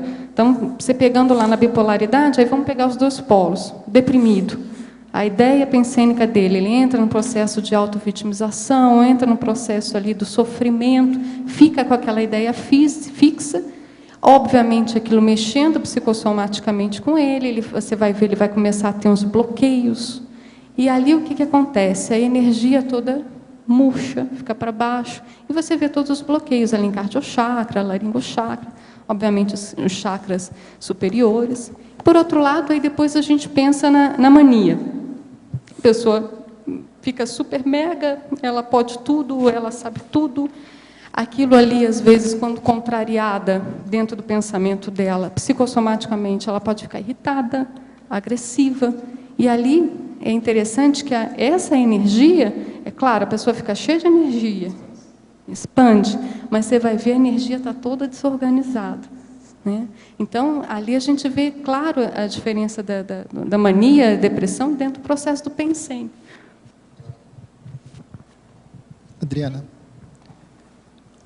num caso desse, qual a melhor forma da pessoa estar agindo? Porque tanto, por exemplo, na depressão, com a autovitimização e outros fatores, na mania, que ela entre até em riscomania, podendo tudo, qual a melhor forma dela estar direcionando para não ser um incomplexo, para não detonar essa vida que ela tem agora, né? O que ela poderia estar fazendo de melhor? Eu acho que antes até do processo de incomplexo, por qualquer instabilidade, aí ela não se mantém em determinada atividade, tem um processo dela colocar em risco a própria vida. Sim, claro. Isso é uma das coisas mais sérias. E isso pode acontecer tanto na mania quanto na depressão. Vai um suicídio, vai fazer alguma coisa muito perigosa que tem vai dessomar. O risco maníaco, né? O cara que pega a moto e vai a 130 km por hora, ou então ele vai para esportes radicais, vai pular como é que é o nome do jump? Né? Bug jump. Bug jump, né? Então ele se coloca todo o tempo em risco. Isso é um problema. Por outro lado, você tem, às vezes, aquele quadro depressivo sério, que a pessoa começa a pensar em suicídio, você tem que abrir o olho mesmo, que isso é muito sério. Ela, de fato, pode cometer o suicídio, né? Então, esse eu vejo que é o grande extremo, é quando ela perde, de fato, o processo de cuidar para a evitação de riscos. Agora, um outro ponto é aquela instabilidade, né? No dia a dia, não consegue dar manutenção em determinada tarefa, não consegue ter manutenção em determinadas relações. O que é mais sério disso? Se a pessoa percebe isso no dia a dia dela, faça uma avaliação. Está difícil para ela fazer avaliação com ela mesma? Procura um profissional, procura consciencioterapia, procura um profissional da área médica, procura um psiquiatra, faz uma avaliação. Se de fato é feito um diagnóstico, a pessoa tem dúvida, pega uma segunda opinião, vai num outro psiquiatra. Se de fato o diagnóstico é esse, e a pessoa compreende esse diagnóstico, porque eu acho que é uma das coisas mais sérias, a pessoa ela só faz o tratamento quando de fato ela assume o diagnóstico. Então isso é um ponto. Porque senão ela também vai fazendo assim com o diagnóstico dela. Eu acho que sou, mas acho que não sou, eu vou tratar, mas não sei se eu trato. Então isso é um problemão. Então veja, deixou o orgulho de lado, de fato tem um processo da bipolaridade, vamos tratar. Tem que tratar medicamentoso? Vamos tratar medicamentoso. Houve alteração da química cerebral? Há uma alteração de instabilidade? Precisa da medicação? Vamos tratar. Outro ponto, ajudar a pessoa a reconhecer quais são os sinais e sintomas relacionados à instabilidade dela, que ela fica de olho. Tinha uma pessoa que eu conhecia, que ela era cabeleireira. Parecia que era uma boa cabeleireira. Só que, em um ano, ela conseguiu mudar 5 vezes de salão. Ela estava num salão, tinha lá a clientela dela, acontecia alguma coisa que ela ficava injuriada, ela caía fora, ia para outro salão. Aí ia para outro salão, brigava com a manicure, acontecia alguma coisa, pegavam algum material dela de trabalho, não, também não fico mais. Ela chegou para mim e falou assim, doutora, eu não aguento, é sempre assim. Eu falei assim, então vamos fazer o seguinte, por 1 ano, você vai escolher um salão, e você vai ficar 1 ano nesse salão. Com 6 meses, o marido também não ajuda, né? Resolveu dar um salão para ela. Mas ela ficou firme. Ela falou assim, não, eu não vou deixar ele me dar o salão. A doutora falou para eu ficar 1 ano no salão. Ela ficou 1 ano. Começa a pegar pequenas coisas, né? Quem tem o processo da instabilidade, e firma. Isso aqui vai ser por 1 ano. 1 ano eu não vou fazer outra coisa, a não ser que seja isso. No caso, com a medicação, que seria o ponto forte para estar podendo a pessoa levar uma vida normal, entre aspas. Há casos... Não, veja, olha só. A gente tem que pensar o seguinte. Se há uma alteração da neurofisiologia, a gente tem que estabilizar essa alteração. Como é que é o processo da fisiologia? Você tem ali substâncias que estão alteradas e aí você tem um funcionamento inadequado, ok? Então, isso, no caso da neurofisiologia, acontece no nosso cérebro. Então, se o cérebro está instável, desequilibrado do ponto de vista de neuroquímica, vamos acertar. Entende? Toma a medicação apropriada. Tem acho que é um antagonismo. Na antagonismologia, o último antagonismo tem aqui o antagonismo, efeito terapêutico e efeito adverso enquanto diretor farmacológico. Esse é sempre o ponto. Aquela medicação é boa para ajudar em quê? Olha, para aqueles problemas que a pessoa está tendo, aquela medicação é ideal. Tem uma série de efeitos colaterais que possam acontecer? Pode. Toda medicação, psiquiátrica ou não, psicofarmacológica ou não, pode dar problema de efeito colateral. Uma dipirona, aspirina, enfim, qualquer medicação pode dar. Você faz a medicação, você às vezes não tem como saber se naquela pessoa vai ter aquele problema, você faz aquela medicação e você avalia o que ela teve de benefício e o que ela teve de efeitos adversos. E aquilo ali serve de diretor para você de como é que você tem que tratar. Agora, veja, quando há uma necessidade medicamentosa, sempre há uma medicação que é possível ser feita. Tá? O que acontece às vezes é que a pessoa tem um efeito colateral. Não, isso aqui não serve, não dá. Aí ela para a medicação e aí volta tudo. É um problema. Então, isso mostra, às vezes, a resistência da pessoa em fazer o tratamento. Tá, só mais uma coisa. Você falou que tem um efeito genético, né? A causa genética pode ter efeito adquirido também, né? Por drogas, outras substâncias. A paragenética também é forte nessa patologia? Eu não falei o processo da droga dentro da bipolaridade, né? Da droga desencadear o processo da bipolaridade. Não, isso é o que eu já li em compêndios, algumas coisas também pode associar álcool e outro tipo de drogas. Porque assim, na bipolaridade, pelo processo de dificuldade de evitação de riscos e a busca por prazer, é muito comum na bipolaridade a pessoa usar drogas. Tá?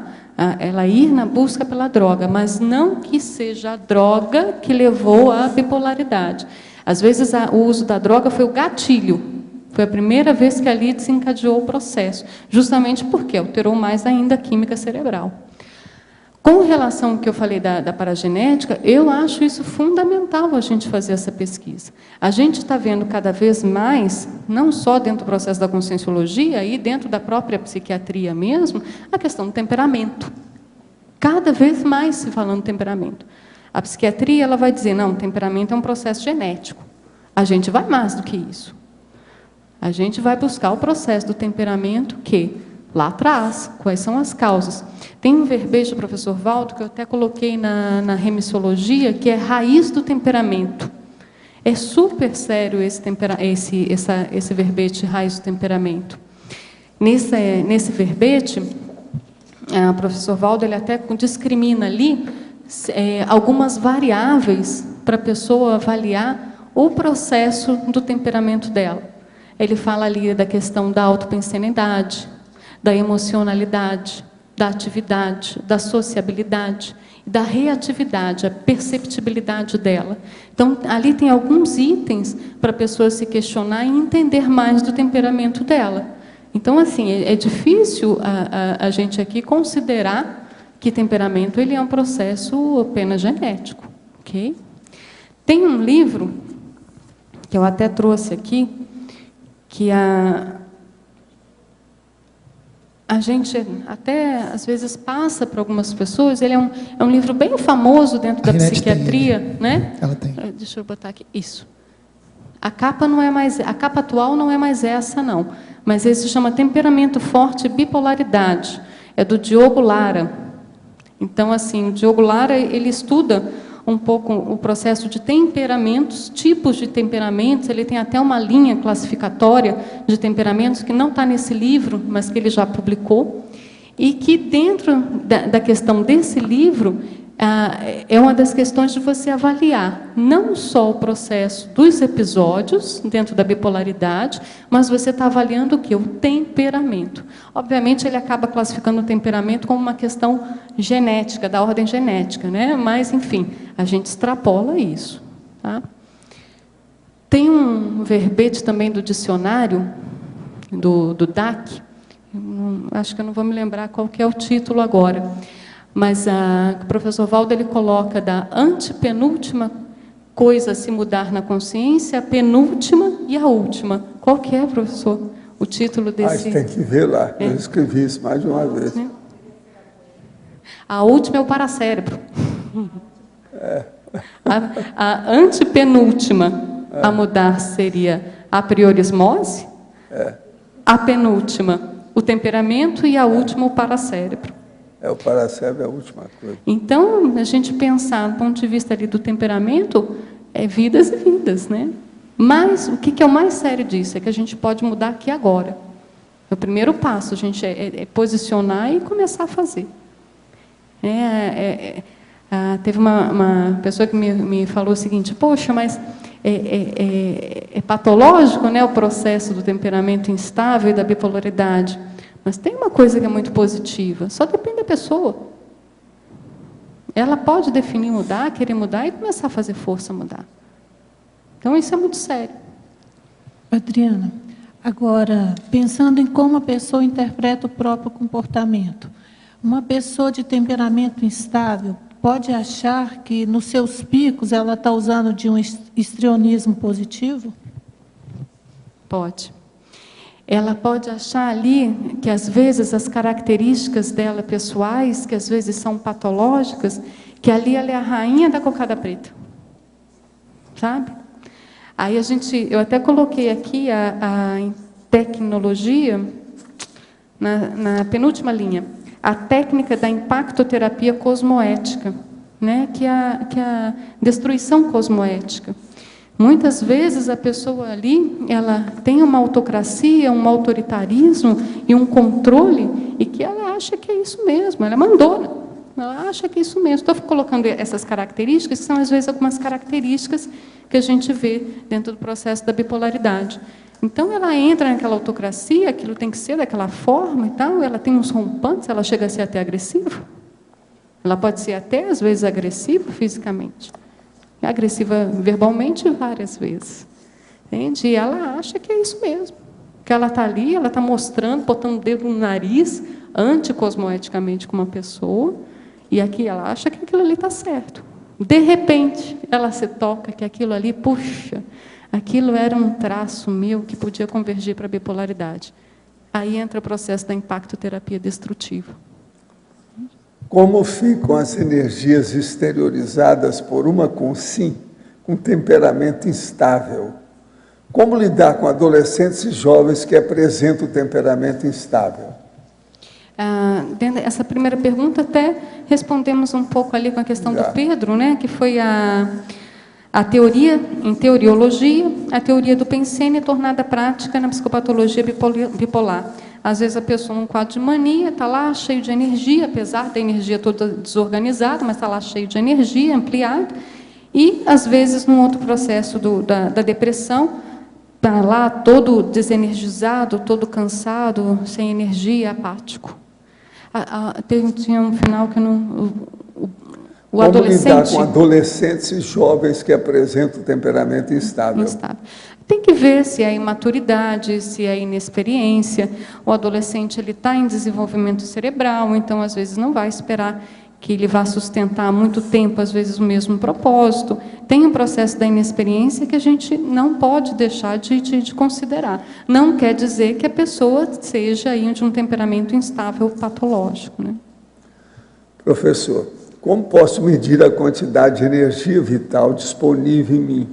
O que devemos fazer para não desperdiçá-la? Há algum indício claro de sua deficiência ou, ao contrário, de que está tudo em ordem?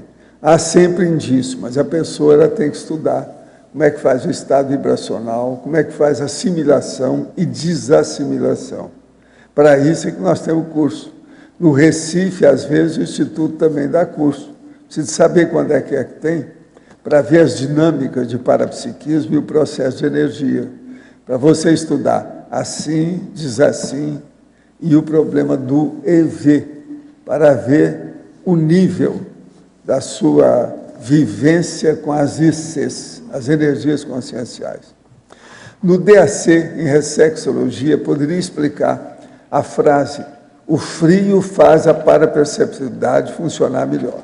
Não, o problema é o seguinte: uma pessoa que está sentindo muito calor ou que está transpirando demais, o problema de parapercepção das energias e o processo, principalmente de efeito físico, ele não funciona.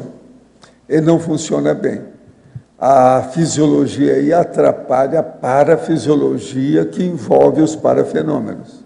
Agora, por exemplo, se abaixa uma temperatura, aí, por exemplo, a 18 graus, a pessoa fica mais predisposta a mexer com a ectoplasmia e com os efeitos físicos. É isso que a pessoa tem que pensar. Por exemplo, com muito calor, até o sexo fica alterado. Então, é muita coisa que mexe com a pessoa com calor excessivo.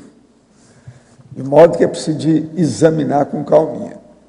Professor, minha mãe desenvolveu demência em apenas 1 ano e desde a minha infância ela apresentava sinais de depressão, dispersão e assédio extrafísico, o que fez com que eu desenvolvesse certa aversão a ela. Hoje ela está sendo cuidada pelo meu pai e 2 cuidadoras. Entretanto, devido à minha situação atual, eu não estou podendo visitá-la. Gostaria de saber se há algo que eu posso fazer para ajudá-la, sendo que não tem parapsiquismo desenvolvido, e temo que o que pode acontecer com ela ao dessomar. Poderia me orientar? Não, você deve pensar positivo e exteriorizar a energia na direção dela, pensando nela. Isso aí vai ajudá-la. E vamos confiar nas coisas para ver o que dá. Ela deve estar, do jeito que você está falando, com mal de Alzheimer. Então aí tem que ir com calma. E outra coisa, você perdeu a oportunidade antes, presta atenção. Se você tem remorso e arrependimento agora, procure ajudar aquilo que você puder. Se não pode ajudar sua mãe, ajuda os outros, vai fazer assistência. Você agora está entendendo que ela já tinha o início do princípio, do começo do mal de Alzheimer. Está na cara, pelo que você está falando, pelo jeito dela, o processo de depressão, dispersão, assédio extrafísico. Agora, devia ter ajudado enquanto podia, porque agora com Alzheimer já é mais difícil. Você quer dar também uma dica? É comum, às vezes, a pessoa começa o quadro, às vezes, de demência de Alzheimer com alguns sintomas psiquiátricos. Então, às vezes, eu não sei há quanto tempo ela teve episódios depressivos. Há 1 ano, né? Então, muitas vezes, já entrou o processo da depressão, aí isso já era um sinal psiquiátrico do processo da demência, que é o que a gente chama dos sinais e sintomas comportamentais e psicológicos da demência. Muitas vezes, o familiar percebe esses sinais antes do próprio esquecimento. Agora, a grande questão aí da cuidadologia, aí no caso do Alzheimer, é ver o que pode fazer de qualidade de vida, né? E muita paciência. Todas as vezes que ela repetir a mesma coisa, é muita paciência. E nisso ele pode ajudar, né? Adriana? Deixa eu só voltar uma questãozinha assim, aqui que eu estava falando com o nosso amigo ali, que é o verbete do DAC, o João Paulo achou aqui para a gente, é autotemperamentologia. Tá? Essa questão que eu tinha comentado da priorismose, que o professor Valdo, ele está em enunciado, na holoressexologia. O professor Valdo ele coloca, a antepenúltima realidade a mudar na consciência é a priorismose. A penúltima realidade a mudar na consciência é o autotemperamento e a última realidade a mudar na consciência é o autoparacérebro.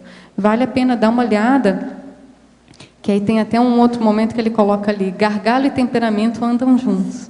A pessoa, às vezes, consegue passar aquele gargalo, ela consegue fazer as reciclagens do temperamento. Né? Adriana, aqui no 20, seguindo a linha do Pedro, né, aquela pesquisa da holobiografia, tem 2 casos que eu conheço, 2 pessoas, uma que teve convulsão quando era criança, você estava falando essa questão de ter tido algum processo, né, do cérebro e tal, mental. Uma teve problema quando era criança, convulsão. Então, ela tem uma retração, ela tem um temperamento estável, mas ela passa a maior parte do tempo retraída. De repente, ela... E também tem um outro caso da pessoa que teve meningite. Os 2 casos entram nessa situação, porque tem a ver situações com o cérebro, né? É comum, às vezes, até nos processos assim, de desencadeamento de crises epiléticas, alterações de humor. É muito comum, às vezes, na epilepsia, 5, 10 anos depois do desenvolvimento da epilepsia, você vê que tem alterações de humor. Agora, dentro dos casos aí da meningite que você comentou e o anterior do trauma, né? Essa foi na adolescência, meningite. Tem que ver qual que foi a sequela desse trauma.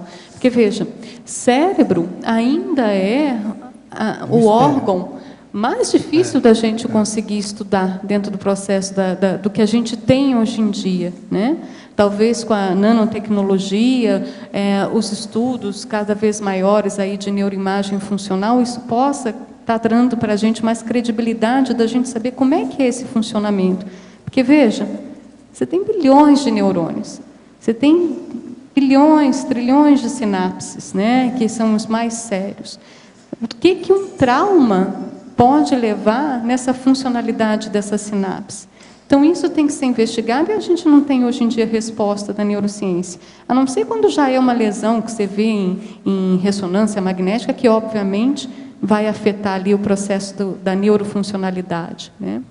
Agora, existem determinadas lesões orgânicas cerebrais que elas dão alterações de humor, mas que não necessariamente é uma bipolaridade. Tá? Às vezes a pessoa fica mais irritadiça, mais agressiva, mais temperamental, tá certo?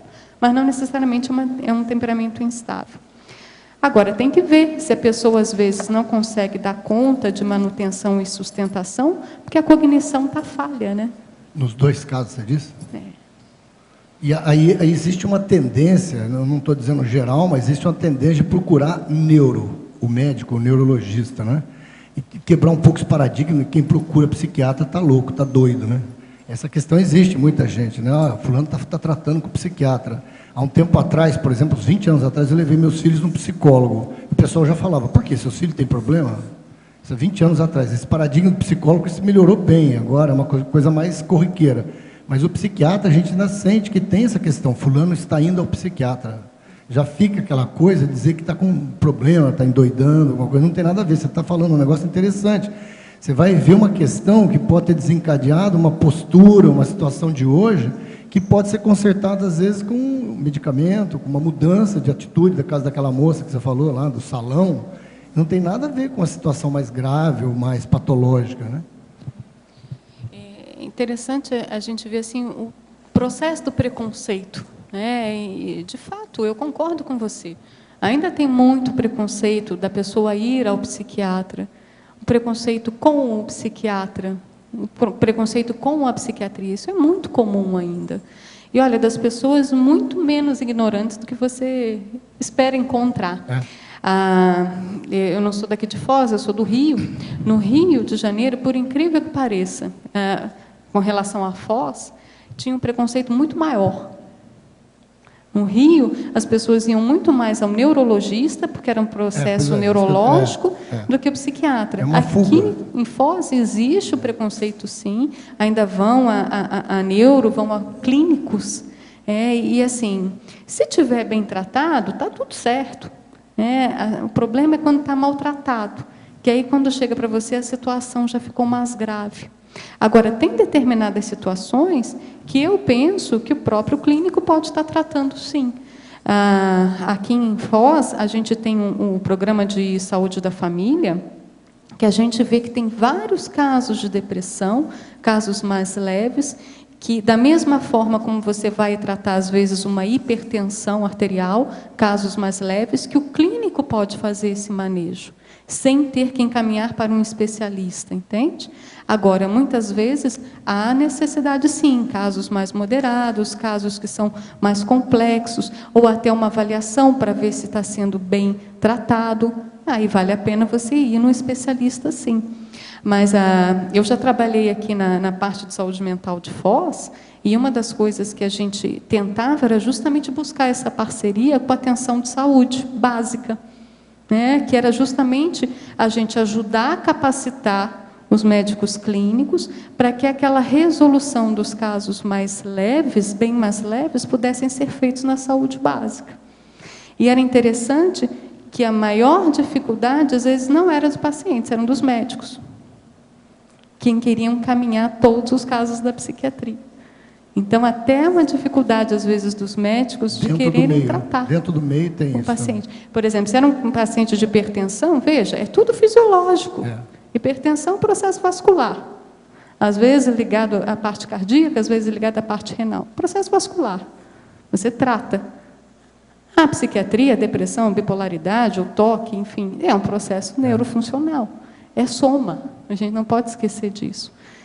Agora, a gente até há pouco tempo via que o pessoal aí falando da consciência terapia. A gente via, às vezes, que as pessoas até tinham uma resistência de ser evoluciente, de passar pela consciência terapia. Eu já vi pessoa falar, isso não é para mim, não preciso. O senhor Valdo fala, todo mundo deve passar. Mas já escutei gente falar, não, isso aí não é para mim, não. Você não tem esse problema. Mas a gente via que, às vezes, até um tempo atrás, né, tem mais consciência terapeuta aqui, pode falar também, dar sua contribuição. A gente via que tinha dificuldade, às vezes, das pessoas de passarem para a consciência terapia. Vocês querem comentar alguma coisa? Né? Hoje em dia, não. Hoje em dia... Na verdade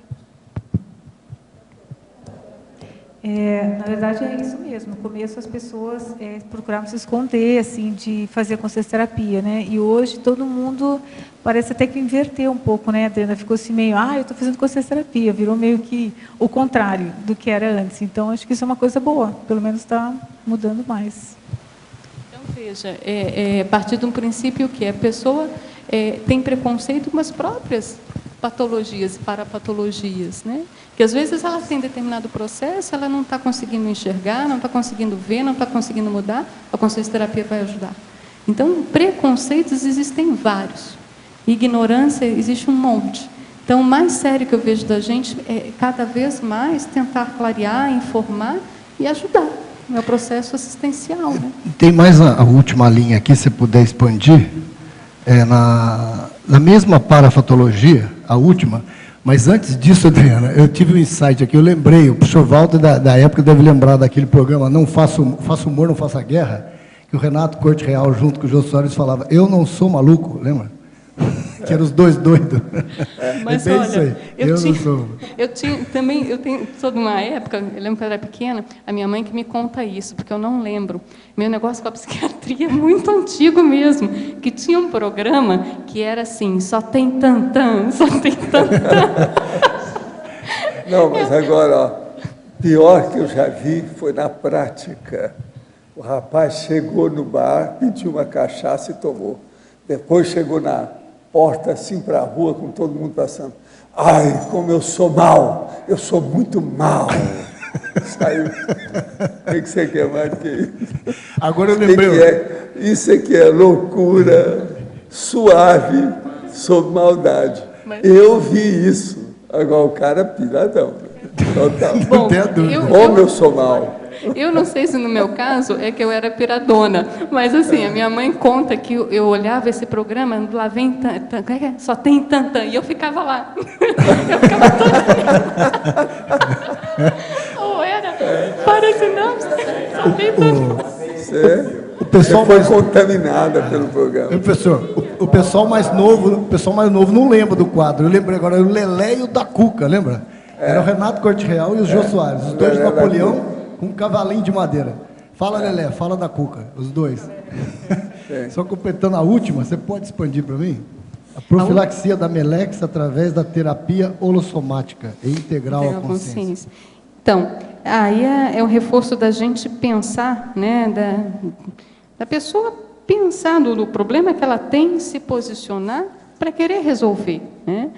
Que a gente vê o seguinte, na temperamento instável, a gente falou, é difícil a pessoa, às vezes, se manter fixa na função do voluntariado, às vezes ela muda muito de ICs, ela briga com as pessoas em torno dela no voluntariado, ela modifica os temas de pesquisa, não de uma forma racional, lógica, ponderada, com autodiscernimento, em sim porque ela cansa daquilo. Tem determinada hora que dá tilt e ela resolve mudou, desvia daquilo que ela estava no principal. Então, veja, fica difícil ter uma manutenção, uma persistência e dar conta da PROEX. Você concorda? Então, se ela não rever isso a tempo, a tendência, às vezes, é ela entrar na melim e melancolia extrafísica. Qual que é o tratamento e a profilaxia disso? É justamente a gente estava falando, é a terapia integral e holossomática. Às vezes vai entrar o processo da medicação, quando necessário, E uma das questões de terapia integral que a gente vê é a própria consciência-terapia. A consciência-terapia, ela trabalha o quê? O tratamento da consciência integral, ou seja, com seus 4 veículos de manifestação. Então, ela vai ver o quê? Ela vai trabalhar o processo somático dela, quando necessário, de melhorar a neuroquímica que está instabilizada, vai tomar a medicação dela. Além disso, ela vai ver quais são os traços dentro do processo de temperamento dela, ela vai ver quais são os mecanismos do temperamento dela, ela vai ver, vai observar e vai dissecar lá a patopensenidade dela. Muitas vezes, a patopensenidade ajuda muito a pessoa a ver como é que ela funciona. Então, mas quando você diz aqui a melex, isso aqui já está dessomada, né? Ela já está no extrafísico. Não, mas veja, a profilaxia para ela não ter a melex. Entendi. Não é a terapêutica da melex. Profilaxia da melex, para não ter. Quer dizer, ela está na melim, para ela evitar a melex, ela faz a terapia, entendi. Olha, gente, eu queria mostrar para vocês e para o Loche e para o Júlio, lá em cima, um pensamento do La Fontaine sobre a música que a gente estava falando aí ontem. Ele diz o seguinte: é preciso escutar a música da vida, pois a grande maioria das pessoas só percebe as dissonâncias. Essa é terrível, hein? É o resumo de tudo que ontem. É La Fontaine. É preciso escutar a música da vida, pois a grande maioria das pessoas só percebe as dissonâncias. Isso aí é o resumo do problema das músicas das esferas. Entende? Indiretamente eu estou falando isso aqui sem saber, mas é perfeito. Você teve algum contato, alguma notícia do La Fontaine? Você estudou ele mais? Tem alguma opinião formada? Não, eu só estudei há muito tempo, mas depois disso não. Agora, ele é um dos mais citados em matéria de máximas e provérbios. Citação, é La Fontaine. Ok, por causa das fábulas. Adriana, por gentileza. Posso só aproveitar novamente uma outra questão que me lembrei aqui? Ó. Essa questão que o Jorge, a gente estava conversando, e o processo do preconceito, né? Esse livro aqui, ele se chama Uma Mente Inquieta. Acho que dá para ver. Uma Mente Inquieta. Esse livro é ele é autobiográfico, de uma pessoa que tem... ela é psiquiatra. É bom falar. Super sério, assim, ela é autobiográfico, ela é psiquiatra e ela é catedrática de faculdade de medicina. Então, ela dava aula, inclusive, de psicopatologia. E qual que era o caso mais sério? Ela foi super resistente ao uso da medicação. Então, olha que interessante, do preconceito dela, do autopreconceito dela com a doença, ou do preconceito dela de fazer medicação, ela começou a ver todos os malefícios que ela tinha em se manter daquele jeito, ela deu a virada. Ela começou a se tratar, começou a fazer medicação, escreveu um livro super assistencial. Justamente pessoas que possam ter o mesmo quadro dela, que podem olhar. E isso ajuda muito no processo da desmistificação. Agora, dentro do processo de temperamento instável, que a gente estava falando, o quadro dela era de um bipolar mais sério, mais grave e tal. Esse livro é um dos mais citados dentro da psiquiatria nas últimas décadas. Eu conheço desde que ele saiu, eu vi em inglês. Aqui na página 21, está ligado? Oi. Quem é a autora do livro, Adriana? A autora do livro, ela é Kay Redfield Jamieson. Jamieson, obrigada. Ok? Jamieson. Aqui na página 21, na antagonismologia, na terceira linha. O antagonismo, alterações hormonais, temperamento instável. A gente tem que tomar cuidado dentro dessa questão da bipolaridade, porque hoje em dia, cada vez mais, tem saído mais livros, mais reportagens. E a gente tem que tomar cuidado a não dizer que tudo é bipolaridade. Tudo é temperamento instável. Calma lá. Né? Por exemplo, se a gente for pensar assim, toda mulher tem temperamento instável. Todo mês. Olha, vocês estão em minoria aqui. Assim, por quê? Porque ela vai passar por oscilações hormonais todo período. Uma vez por mês, com certeza, ela tem oscilações hormonais ali que muitas vezes impactam o humor. Então, o que eu estou querendo chamar a atenção ali é da gente, antes da gente fazer um diagnóstico de bipolaridade ou temperamento instável, a gente tem que observar, às vezes, algumas questões fisiológicas. Dentre elas, o hormônio, principalmente na mulher, é muito sério da gente verificar. O processo da tireoide, o processo ginecológico, o hormônio, progesterona, estrogênio, como é que está? É uma forma até que eu fiz comigo, foi identificar o período que aconteciam, né, as instabilidades. E aí eu comecei a perceber que era só assim 5 dias antes de entrar no ciclo menstrual. Então, instabilidades maiores, você não tem uma época do mês específica ou só ligada a um evento, né? No caso aí de menstruação. Tem gente que acha que tem TPM 20 dias no mês. Sim, não exatamente. Não é TPM, não. Adriana. Quanto? 6 meses ao ano, ininterruptamente. Não é TPM, não. Exatamente. Assediada permanente total, é isso? Adriana, aqui na página 21, lá embaixo, você fala da monovisão das políticas públicas de saúde mental. Eu sei que você já trabalhou diretamente de saúde mental aqui no município. E o que você acha, depois da reforma psiquiátrica, qual o próximo passo assim, que a saúde mental pode pensar assim, em matéria de avanço? Difícil. Olha, já que você trouxe essa questão de eu ter trabalhado aí na saúde mental, é difícil. Quando eu coordenei aqui a saúde mental, eu fiquei 9, 10 meses na coordenação de saúde mental. Eu acabei pegando uma época que a gente ia ter a Conferência Estadual de Saúde Mental e a Conferência Nacional de Saúde Mental. Então, acabei sendo elegida, fui para a Estadual de Saúde Mental. É muito difícil. Assim, dentro desse processo de conferência, você tem a parte profissional, você tem a parte que é usuário. Usuário são os pacientes. Eu até nem gosto muito dessa palavra usuários da saúde mental, não. São os pacientes da saúde mental. Os familiares, né? E tem também a parte mais de gestão. Eu, na época, eu fui representando a gestão do município, depois, para a nacional, eu fui representando parte da integração da gestão estadual, né? E veja, é muito processo de autovitimização ainda. É muito grande. As pessoas, elas ainda culpam o Estado, o município, elas terceirizam todo o processo da doença dela. Elas não têm o processo que a gente chama, né, do local de controle interno, da responsabilização dela pelas coisas que acontecem com ela. Então, era uma série de reivindicações. E eu vou te falar, a Conferência Nacional era pesada, mas, olha, era um campo denso, violento. Era muito difícil. Era difícil as pessoas conseguirem pensar. Os processos de votação sobre o que poderia se levar para reivindicar novas leis era muito complicado. As pessoas ficavam obnubiladas, brigas, agressividade, era muito difícil.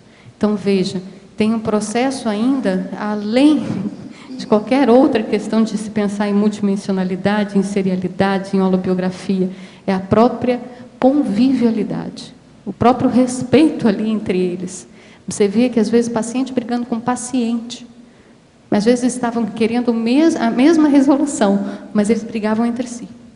Então, assim, era muito difícil. Dentro da questão de saúde mental, o que eu vejo? Até a gente conseguir esse movimento de ampliar, trazer mais os processos multidimensionais, falar mais sobre paragenética, isso, assim, vai ser um esforço de água mole em pedra dura, tanto bate com dia fura, né? Dentro da psiquiatria, a gente tem tivemos aí, eu acho que um congresso só, de psiquiatria ligada à espiritualidade, onde se tentava trazer, do ponto de vista espiritual, na psicopatologia. Mas não era que se começasse a pensar se havia uma influência de uma consciência ou um processo paragenético. Não, não era isso. As pessoas queriam mostrar que o mediunismo poderia não ser psicopatológico. Tá? Então, era uma coisa bem pequena ainda. E o que me chamou a atenção? A última mesa desse congresso, jantaram um padre católico, um espírita da Umbanda, um psiquiatra, pajé. Não, pajé não tinha, mas tinha o pessoal lá da Umbanda, o pessoal de Salvador. Eu falei assim, gente, e sabe o que era interessante? Um evangélico, e deixaram o padre para falar por último. Ele não conseguia falar uma palavra. As consciências não deixavam ele falar. Ele não conseguia falar uma palavra. E as pessoas não tinham ideia do que eles fizeram ali naquela mesa de debate, entende? Quem promoveu? Não tem a mínima ideia do processo de energia, de multidimensionalidade, nada. Então, o que eu vejo que a gente pode começar dentro desse processo?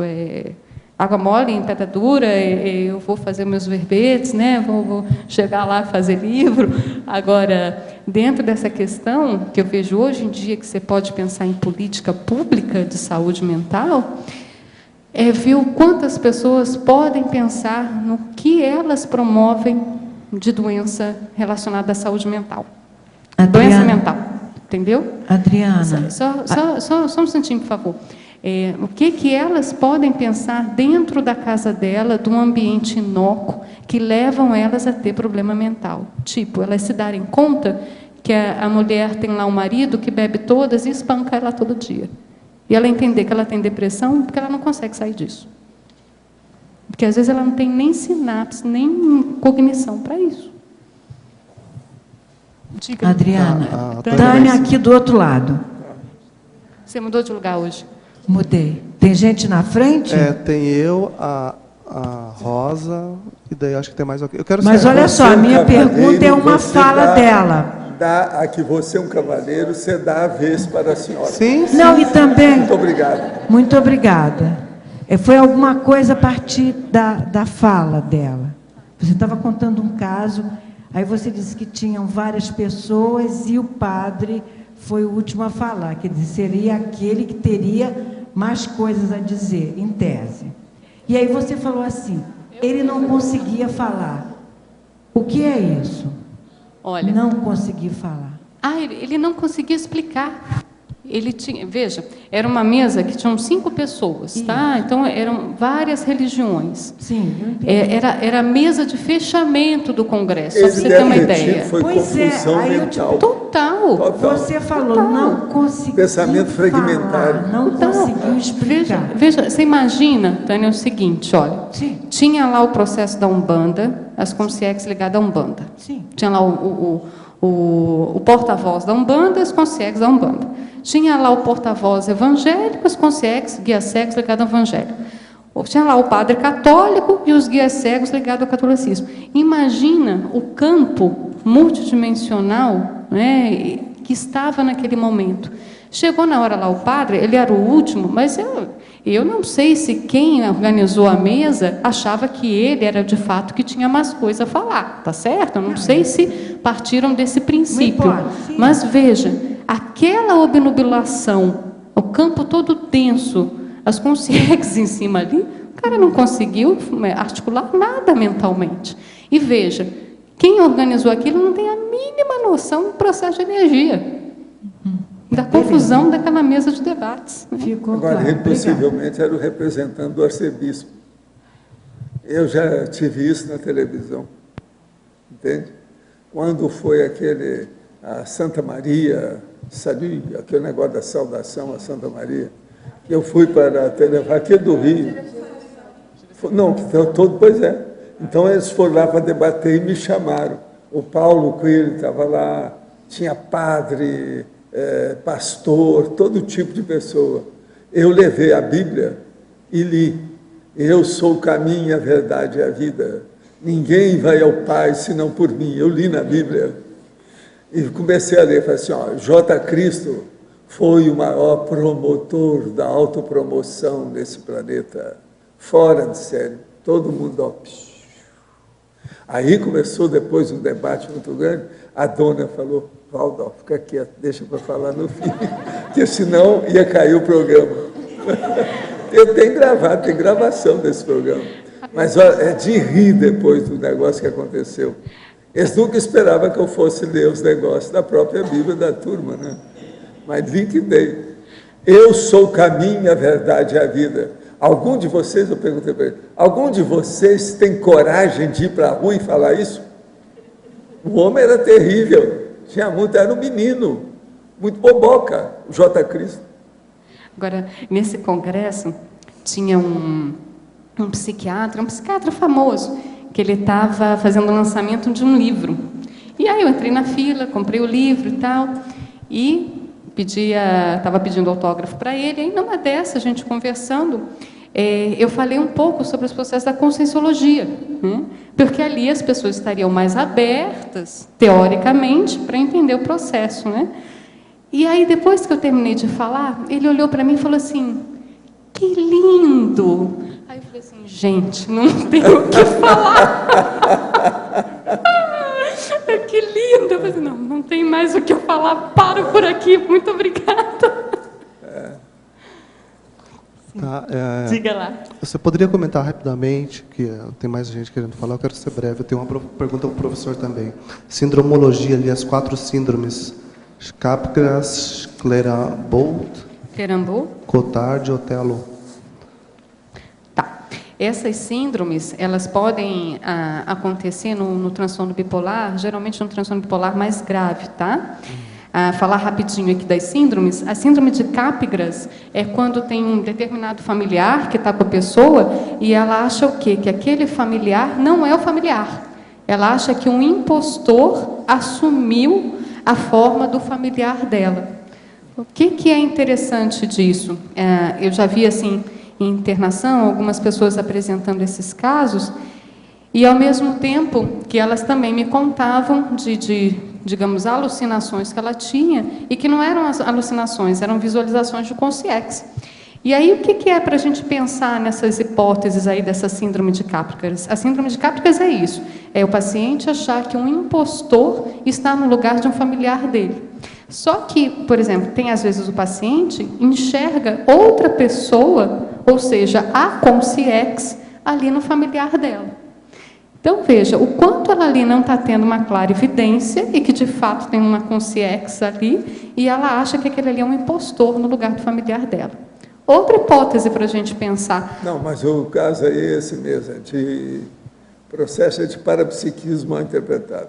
Só quero te falar uma coisa. Existe uma pessoa que trabalhava lá em casa, que eu pedia para ir lá, para ela desenvolver e me ajudar na biblioteca, aquela coisa toda. Mas uma manhã ela chegou e eu olhei, ela estava possuída, possessa. Aí eu procurei conversar, não adiantou muito. Então o que se passa? Durante umas 3 horas, eu conversei com a consciência através dela, era outra personalidade. Agora, o melhor da história, a hora que eu consegui esvaziar o processo e que a consciência saiu, ela voltou ao que era, não percebeu nada, ficou tudo do mesmo jeito, foi embora como se tivesse trabalhado a tarde toda comigo. E não tinha sido nada, é a outra pessoa. O melhor da história, ela era uma mulher e o cara era um homem. Agora, a possessão perfeita. Outra coisa, eu pude fazer isso porque não tinha ninguém lá em casa, era só eu e ela para conversar.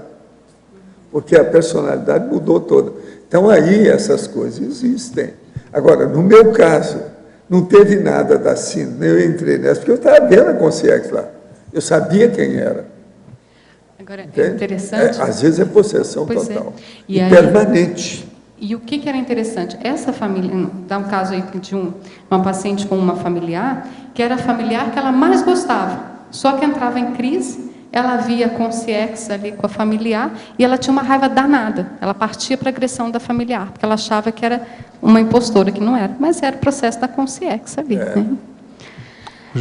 Esse é o Capgras. Você quer continuar? Vamos fazer assim, deixa eu passar a palavra para a Rosa, que senão vai... Pode terminar, então. Então, já que vocês me permitem, vamos lá.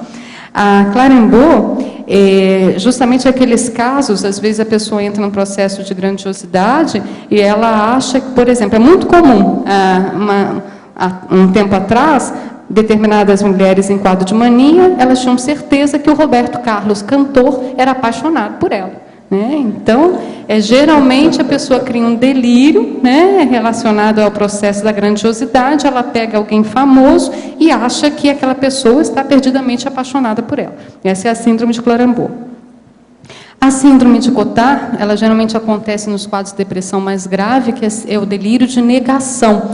A pessoa acha que não existe, alguns exemplos, né, que não tem nenhum órgão funcionando, nenhum órgão dentro dela, acha que o mundo vai acabar, acha que as pessoas ao redor dela vão acabar. Então, esses são os delírios de negação.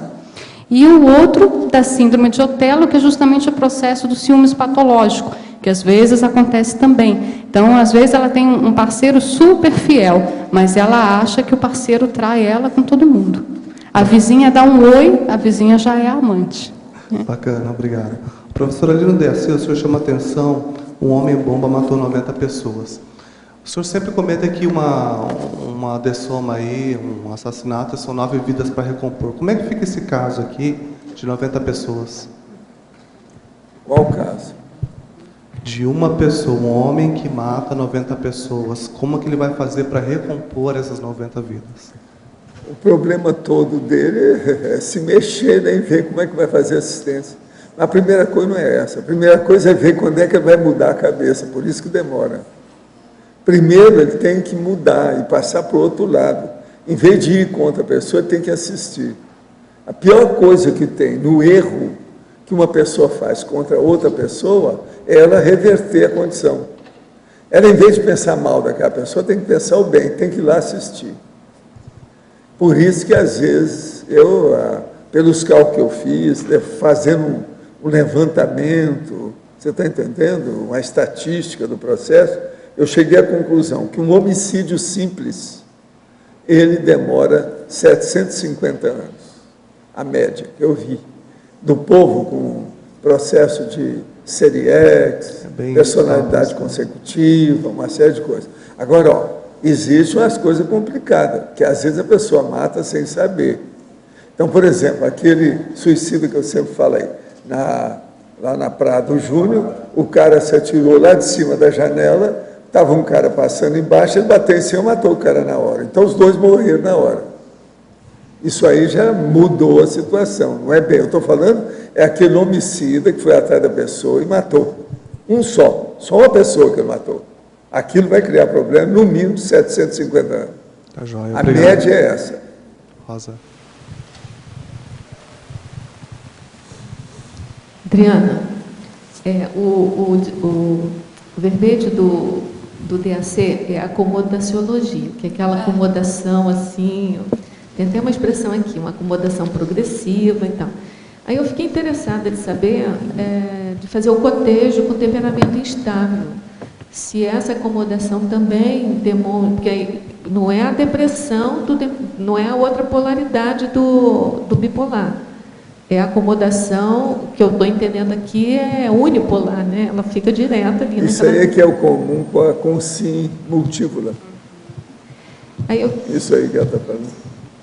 Então, eu queria saber, assim, do ponto de vista da psiquiatria, se é tratado isso também, ou qual que é mais difícil, se tem algum nível de comparação entre essa acomodação progressiva e o temperamento estável. Você sabe que quando eu li essa parte aqui da acomodaciologia, eu me lembrei, foi do processo de assídia, no verbete que o professor Valdo fala de assídia, que justamente assim, aquela preguiça cronicificada que a pessoa se acomoda e vai, até que uma vida ela vai ter depressão. Aquilo é uma doença também. Aquilo vai num crescendo, Qual é mais difícil para vocês tratarem? É essa preguiça, assim, ou é o temperamento instável? O que eu acho que é o mais fácil para tratar? É quando a pessoa se incomoda e ela quer mudar. Porque, veja, a depressão, ela incomoda mais do que a bipolaridade. A depressão, a pessoa às vezes entra num processo de uma sensação tão ruim com ela e que ela às vezes procura mais facilmente o tratamento. A bipolaridade, às vezes, quando ela entra no processo da riscomania, do sentir a emoção, a hipomania, a mania, ela gosta. É o vício da emoção. Tem um filme com o Richard Gere que se chama Mr. Jones. Não sei se você já viu. Fica bem claro ali o processo da mania e o processo da depressão. Então, quando ele tem depressão, para ele é terrível. E aí ele tem o risco do suicídio. Né? E agora, quando ele entra no processo da mania, ele está feliz da vida. Está lá o concerto, né, lá naquele teatro, está tendo o concerto, ele vai, começa a andar e começa a cantar a música. Então, aquilo para ele é o máximo. Então, às vezes, acontece da pessoa ela estabilizar e sentir falta disso. Ela sente falta da emoção. Engraçado, quando eu estava fazendo esse verbete, foi numa semana que eu estava de sobreaviso, de plantão aqui no hospital que eu trabalho. Sobreaviso não é pedir demissão, é plantão à distância, né? Que às vezes eu falo, não, que eu estou de sobreaviso. Ah, você não vai trabalhar mais aqui? Eu falei assim, não. Stand-by.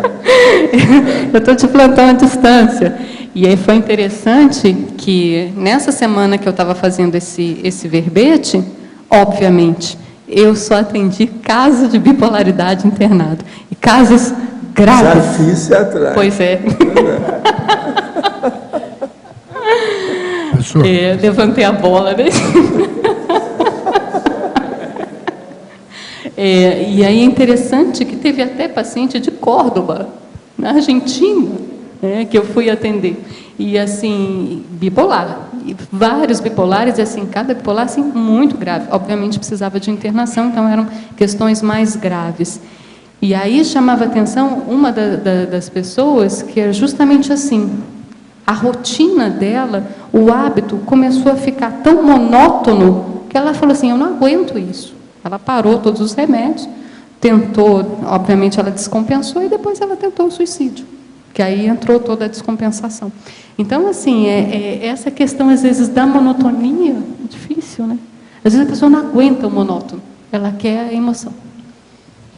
Professor, eu peguei esse lance dela do síndrome de Capgras e lembrei de um caso que aconteceu até comigo, né? Eu ia para São Paulo fazer voluntariado no IPC e ficava toda semana na casa do meu filho. E fazia até NEPS lá, porque eles saíam para trabalhar de manhã.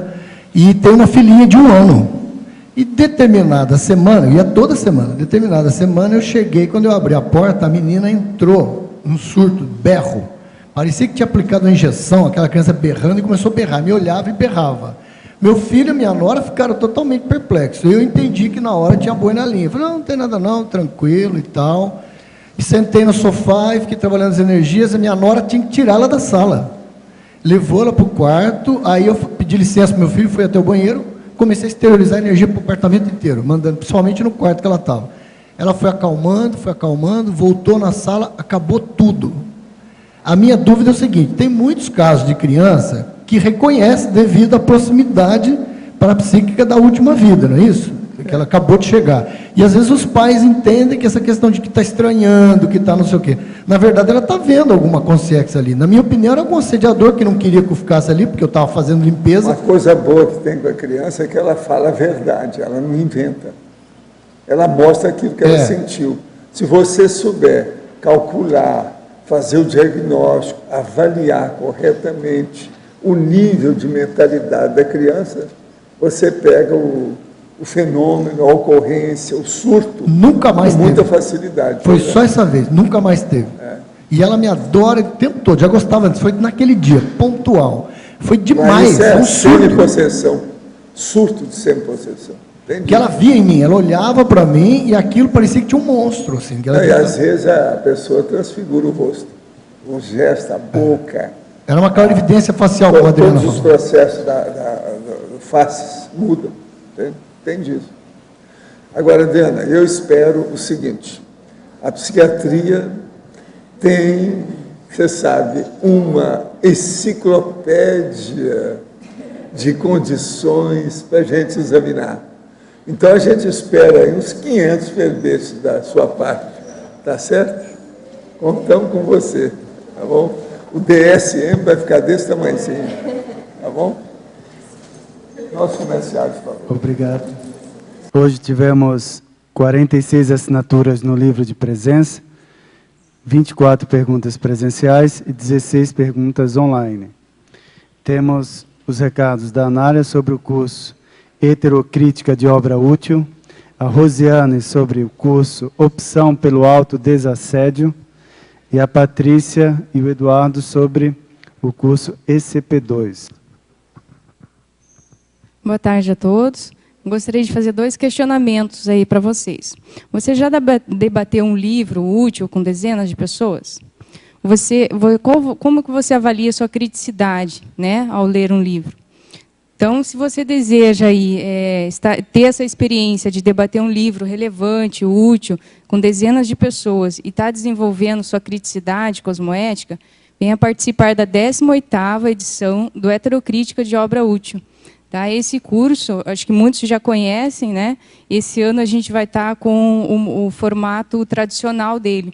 Então, o que acontece? No primeiro dia de curso, são disponibilizados aí aproximadamente 15 obras, publicadas recentemente, da área de ciência, política, filosofia, né? Obras relevantes a serem estudadas, lidas, e, através de uma votação secreta, os alunos escolhem um livro que vai ser analisado durante os 3 dias do curso. Então, o curso ele é organizado de modo a desenvolver os atributos mental-somático.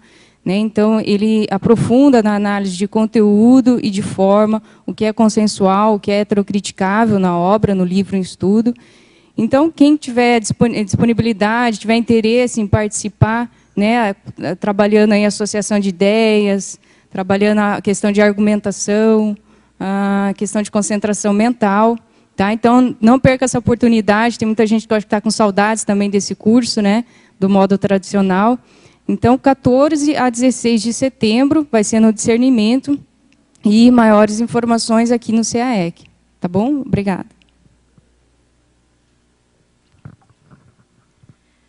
Bom, boa tarde a todos.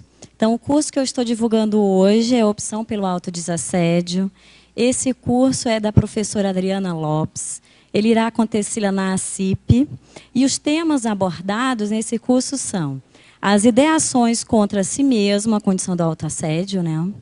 As convicções equivocadas sobre as realidades, o posicionamento de não auto-vitimizar-se, as autorresponsabilidades pelo equilíbrio pessoal, as posturas pessoais autodesassediadoras e a meta da autodesperticidade.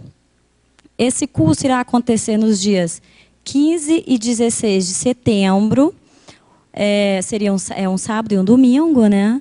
Começando às 8h30 da manhã até às 18 horas, tanto no sábado quanto no domingo. O investimento é de 160 e as inscrições podem ser feitas na própria sede da ACIP. Obrigada.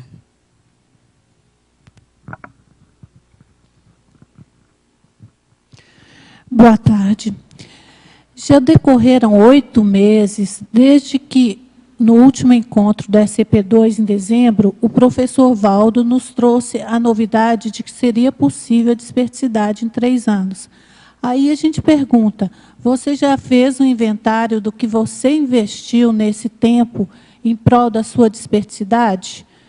E nós, então, convidamos você a fazer uma introspecção mais profunda. Aproveite o campo dos SCP-2, o campo energético bioterápico, que é propício para isso, e fazer um balanço de como está você em relação à sua desperticidade.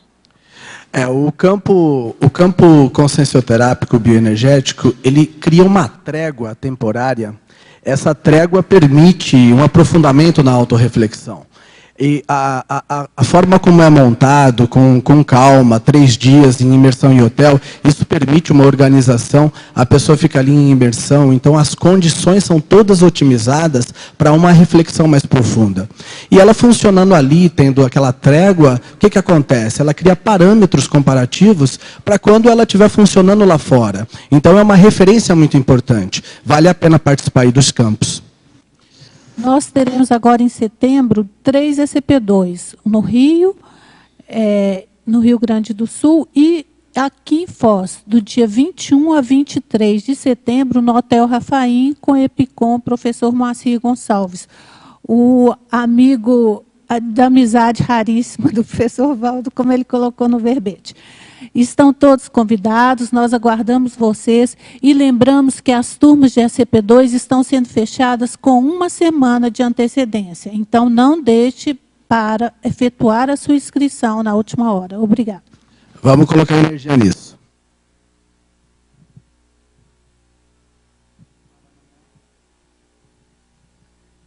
Para amanhã, o verbete para amanhã é o epicentrismo tarístico neoverpônico. A especialidade é verponologia, de autoria do professor Hernande Leite. Obrigado pela sua presença e até amanhã.